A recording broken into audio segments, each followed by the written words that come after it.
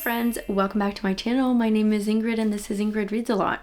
Let's talk about reading slumps because I wanted to film a wrap up sort of video for the months of May and June, which is when I was kind of in a slump. But I think that the better way of doing this is talking about the book that put me in a slump and then talking about the books that got me out of that slump. And we can also talk about tips and tricks that I have to get out of a slump, because don't we all hate being in a reading slump? Honestly, like, who doesn't, right? The book that got me into a slump is called 11/22/63 by Stephen King. I got this book from the library, that's why I don't have a copy to show you, but I read it in the month of May. I literally took the entirety of May to read this book. This book has over 800 pages. That's not to say, and there's nothing wrong with that, but that's not to say that I can't read a book over 800 pages in less than a month, because I can, and I've done it before.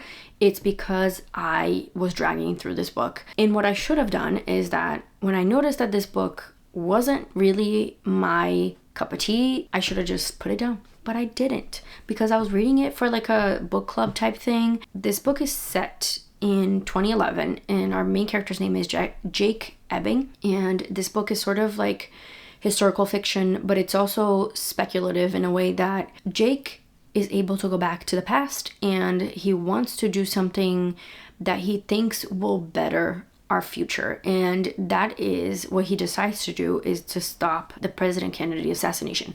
Because mind you, he's only allowed to go back to a set point in the past. You know, he wants to change the world, but it has to be something very specific because he can only go to a certain day in the past. And we follow Jake as he goes to the past, and I think the past in which he goes to is like a couple years before the Kennedy assassination.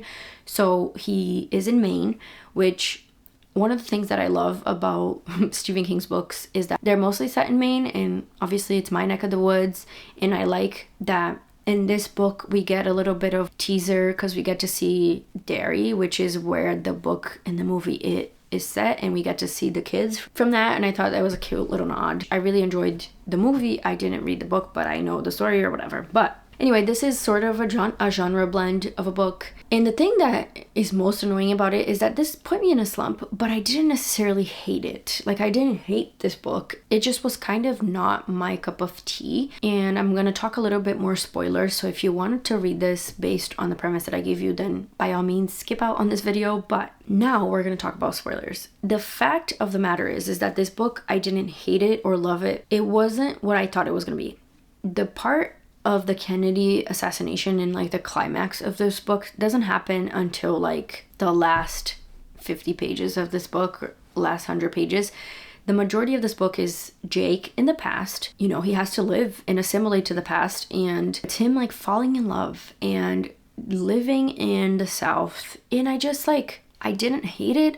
I think that this book also showed what a dynamic author and writer Stephen King can be, because who knew he can write romance? I guess it just wasn't what I was expecting it to be. I read this book and it was over 800 pages and I gave it like a 3.5 stars. It wasn't anything that I thought was amazing. And I guess it's on me to have gone into this book expecting this crazy sci-fi novel, because it wasn't, right? It wasn't about the fact that he could go in the past, and it wasn't about him changing the past. It was mostly a day in the life of this Jake guy as he goes back in the past and finds love, and his girlfriend or ex-girlfriend, you know, has an abusive ex, and he tries to save other people too from going through like these horrendous and horrific scenes, which is Stephen King, right? That's what he writes, is horror.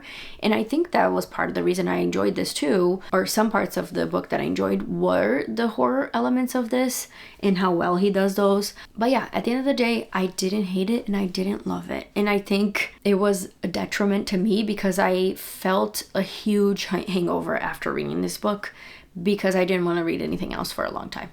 And so that's what happened. I read 11/22/63 in the month of May, and then I didn't read anything else. So here is where I give you some of my tips and tricks for getting out of a reading slump, because I'm sure you've heard these all before, but these are just some of the ones that I really use in my life. So I wanted to just share them with the world.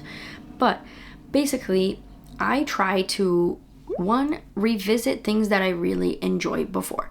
And that is in any media form. Like, it doesn't necessarily have to be books, but I do enjoy rereading books. What I did was rewatch one of my top favorite series in the entire world, which is The Vampire Diaries. I know that's very like, oh my God, really? But I really enjoy it. I really enjoyed that series. I love all the drama and the pining and the vampire aspects of the TV series.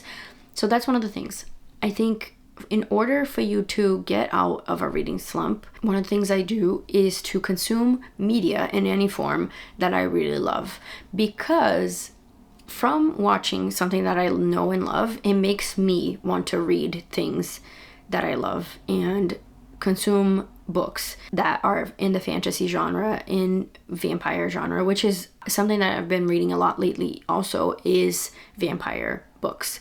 So I watched The Vampire Diaries. Second thing that I do is audiobooks, because when I'm having a hard time concentrating in a book, I like to do immersion reading, which, if you haven't heard that term, is when you read and listen to an audiobook at the same time.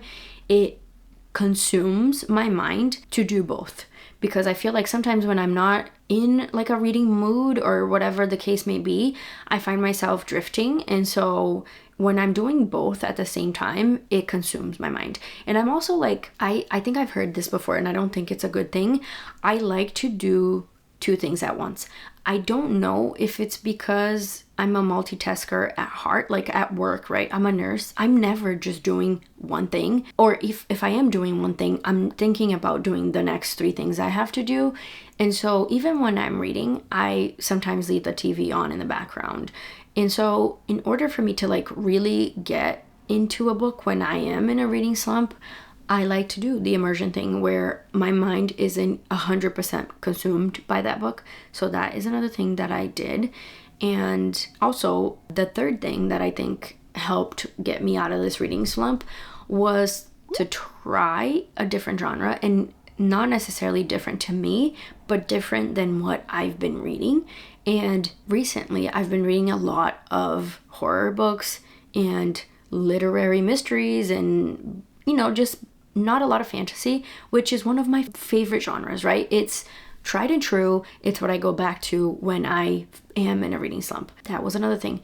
And then one more thing is reading something that doesn't require a lot of brain power. And let me explain. I know that all reading requires you to think about what you're reading, but as a reader, as someone who reads books, that there's definitely books that require a lot more thought. Like if I'm reading a high fantasy book, you bet your ass I'm making notes and I'm tacking things down, because there's like 6 different houses I gotta keep track of, or there's different kingdoms that you have to keep track of, and everyone has different weird names.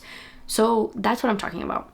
Or if I'm reading a mystery thriller book, I try to figure out who done it all the time. Like I'm unable to read a mystery or thriller book without thinking about who is doing the killing or how it happened or when it happened. So the whole time I'm reading one of those books, I'm trying to figure out who did it. I'm trying to pick out clues, and that also takes a lot of brain power. So yeah, that is my point, right? It's not that all reading doesn't require you to think about it, because it does, but I picked a book that I knew I was going to be able to get through. It's something I wanted to read and found, that sounds like something I want to read. And it wasn't going to require this like constant thinking and constant trying to figure out what was going on.